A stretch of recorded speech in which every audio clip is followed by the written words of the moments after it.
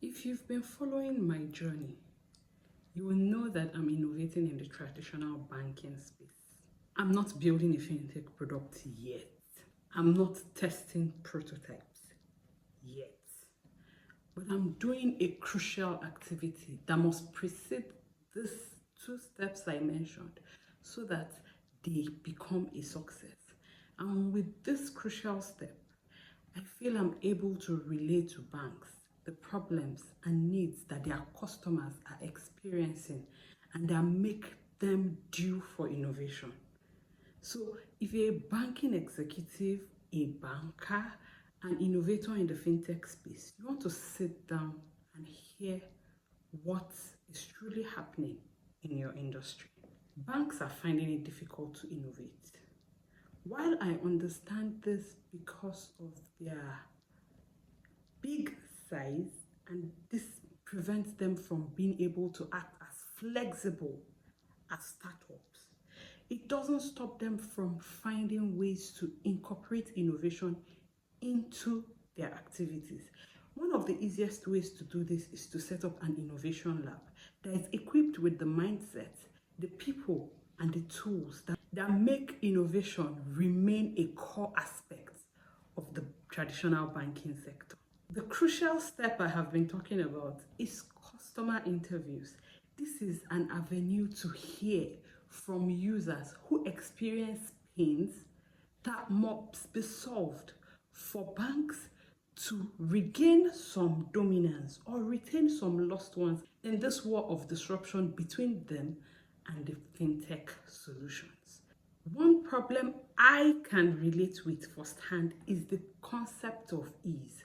With traditional banking, interacting with them almost always requires you to get dressed and go to a bank branch.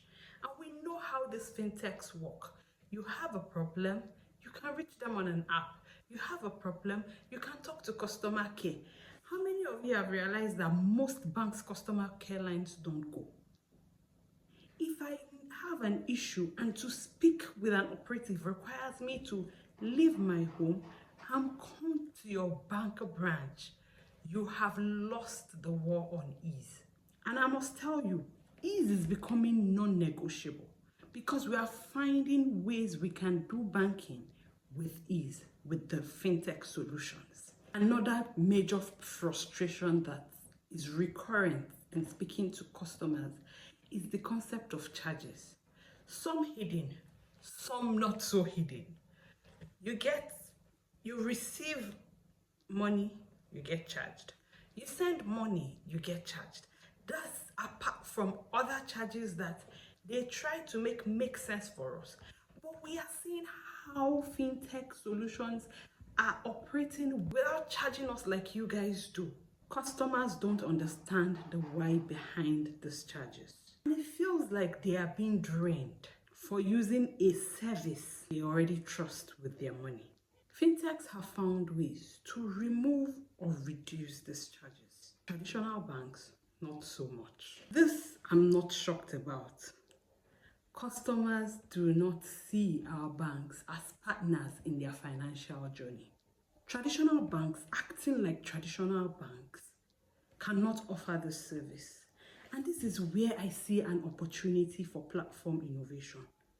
If you look at banking as just transaction, holding money, and all of that, you're not going to see room for growth and you're not going to be able to leverage platform innovation.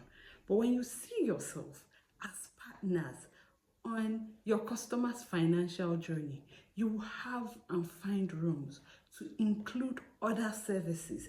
Maybe not you providing them, but you creating the ecosystem that allows your customers have all they need in one place. Who sees a platform innovation here? Bank staff don't seem to care. I was shocked when I heard this, hearing that some bank staff are still rude to customers. Bankers don't interact with us. They act like we're a burden. Really, definitely, bankers, you don't know what is at stake. You are losing market share. Disruption is happening. If you are giving your customers a reason to switch to fintech, you are worsening your situation. This isn't just about customer service, it's about survival. Ha! Because let's be clear, when disruption happens, it's not the banks alone that suffer. You lose your jobs. So please, while the bank is hesitating to truly innovate, you can't be worsening your own situation by speaking rudely to customers. It's unacceptable. And guess what? Fintechs are designed in a way that they don't even experience this problem. So it's a no-brainer. It's something that does not allow them compete with traditional banks. And trust me, it's a competition out there. Every customer matters. So I have captured a few of my interview responses, the ones I feel are imminent and banks should hear first. But for them to truly hear, I need you as my audience to comment any of the problems I discussed as your problem if you can relate with it, so that the banks can hear, and do well to share this with the decision makers in your network. But now let's go to my innovators. My fellow innovators creating a startup, an app, trying to innovate or disrupt in any industry. Let's be clear, customer interviews are not easy. I've had experiences with it, successful experiences, situations where I stopped people under the hot blazing sun of Abuja market, asking people who have gone through shopping how their experiences were, what their experiences were, and they were happy to talk to me. I've had situations where I call up busy working class women whose break during the day is just their lunch break. People I don't know from anywhere, but just connected with on LinkedIn. And they were ready to spend their lunchtime explaining to me the problems they were experiencing in the innovation I was working on at that time. So I've had successful experiences with customer development. But guess what? When I wanted to do these interviews, I hesitated for so long. It's normal, but interviews are crucial. You don't want to leave it.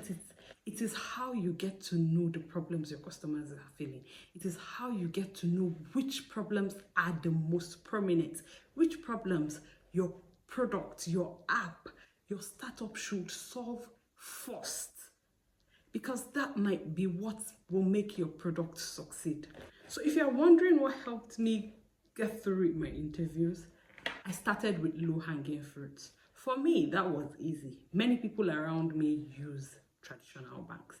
So it was easy to walk up to a few people that I was close to and I knew were happy to give me responses.